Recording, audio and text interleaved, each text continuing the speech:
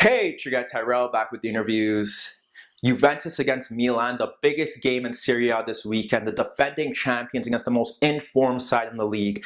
Allegri against Gattuso. Something's got to give. How can Milan continue to fight for the top four spot when they head to Juve, and how would they muster up enough goal-scoring chances to solve the experienced backline that Allegri possesses? And what about Juve? Champions League in mind, but they need a win here against a Milan side that look much better under Gattuso. Would Dybala and Higuain be the difference? Would Allegri have to get options off the bench to solve this Milan side? And how much energy would it take out of them with Real Madrid on their mind in midweek? Don't worry, here at the interviews, we've got you covered. So on this edition of the interviews, I'm going to briefly break down Juve against Milan.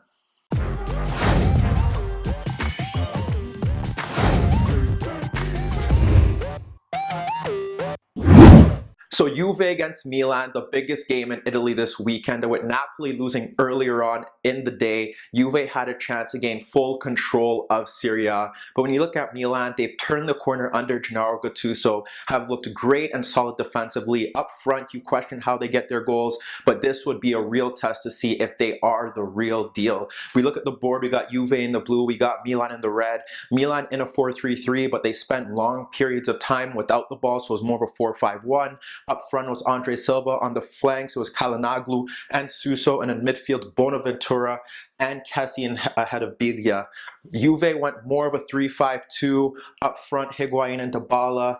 In midfield, they did have Pjanic just behind Khedira and Matuidi, and as their wing backs, Asamoah and Lichtsteiner. This was a game that didn't really have many chances. It was possibly down to Juve not being that great, but Milan deserved loads of credit for once again looking solid without the ball and disrupting the play throughout. When you look at the best chances of the game, you could probably think of a handful. At the first few chances that pushed Juve out to the lead, it was about Milan just not really settling into the game well. Why was that? Well, Juve's press at the start was very, very concerning for them. They pressed with four. They had the wing backs push forward. Well, basically what happened is that Juve dropped into more of a 4-4-2 without the ball. And that would see Asamoah shift, everyone else would shift, and then we get something like this. We'd get Higuain and Dybala up front. We'd have Matuidi move to the left. We have Lichtsteiner push a bit forward to the right. And when Milan were trying to build out of the back with their 4-4-2, we'd see the press there. We'd see the press there. We'd have Pjanic step to Biglia, who was trying to drop deep. And Milan couldn't get the ball out of the back. They'd often punt it back to Juve, and Juve would continue to attack.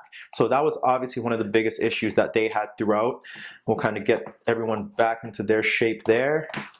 But when we look at it from more of a complex angle, Juve's chances in the first 10 minutes were just down to sloppy play, and Juve actually getting space in midfield to find Dybala, to get the balls into the play. So when we look at it, the first chance is just a midfield error from Milan. Dybala picks up the ball in the space, instantly plays it to Higuain right here, and he forces the keeper into a save. We look at the second opportunity, one of the few times Pjanic gets space on the ball, gets time on the ball, finds Dybala between the lines. Dybala picks it up, turns, and fires an unstoppable shot past the keeper. 1-0, Juve taking the lead. You think that this could be a riot because of how Milan started the match. However, this has been a habit of Juve throughout the season, where they kind of drift and drop deeper as the game progresses once they take the lead, looking to hold on to their laurels. It could be because their big Champions League match in midweek. However, that is not an excuse, and they drop deeper throughout the game. So as we saw,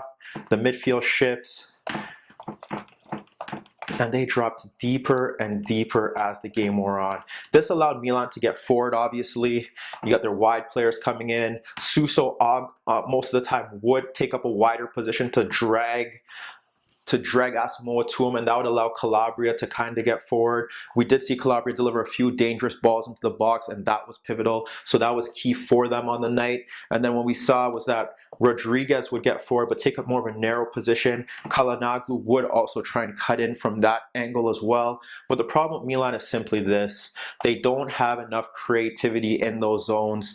It's tough for them to really create chances. Andre Silva is an improvement on control. He does drop deeper. He does link play, but he didn't really get much service throughout the game. And that's because they really lack passers in this midfield zone. And it's just so tough for them to really create chances for their forwards. They're biggest, their most creative player in terms of ball passing is Leonardo Bonucci. And what Juve kind of tried to do there was that they push Dybala and Higuain. They try and get the press on.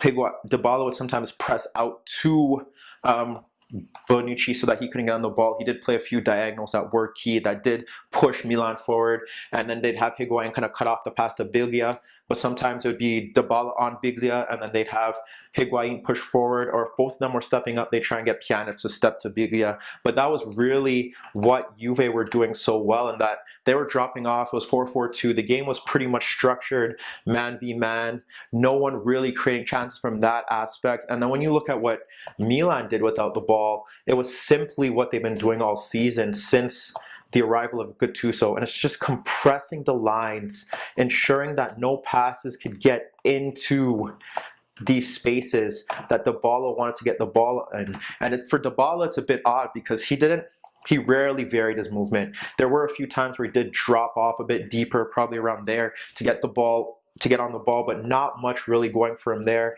Didn't really move out into wider positions to get on it, kind of just letting the game coast with him. And then when they tried to get players forward, they had Andre Silva kind of just cutting off passes into Pjanic, and then it was just man on man in midfield, and any passes trying to go into Dybala, Biglia was there to cut it off. So you have to think about what chances were created, besides the two ones that Juve created at the start of the first half. Besides the Bonucci goal from a corner kick, Milan's chances really, or their ability to gain space, was basically out in wide areas. Suso was always a threat, picking up the ball in these areas, but couldn't provide the final pass. The same could be said for Calhanoglu, who did create two of the better chances for Milan throughout the game. You think about when he picks up the ball and then delivers a cross into the box that Andre Silva just nods inches wide.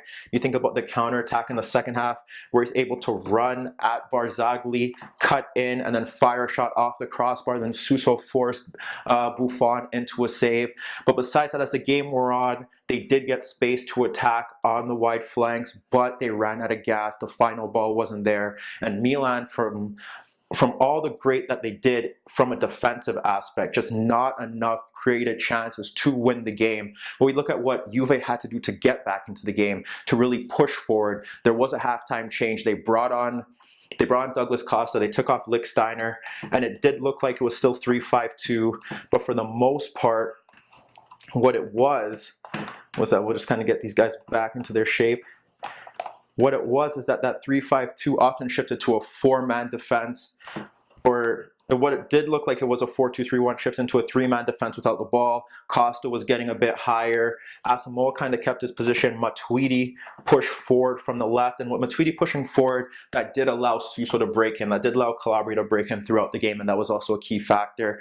And that really kind of pushed Juve forward, but nothing was created then. We saw a second change happen where we saw Cuadrado come in, and that pushed Cuadrado to the right, and then Douglas Costa to the left, and then it was more of a 4-2-3-1, and that change kind of impacted the game because everything that happened good for Juve after came down the left flank. Costa was slowly sticking to the touchline, getting dangerous crosses into the box that no one else was attacking. You look at the goals that were scored, you think about Cuadrado getting the ball, and it's Khedira pushing forward to deliver the cross to an unmarked Cuadrado, and he's able to nod his effort into the net. And then again, you look at the goal, the third goal, where it's Cuadrado, two markers are on him, and then you see two markers, he pings a great low cross to Dybala, two markers on him, but again it's Khedira pulling off of Kessie, getting the poked pass, and then firing a good low shot at the near post past the keeper. It fools him,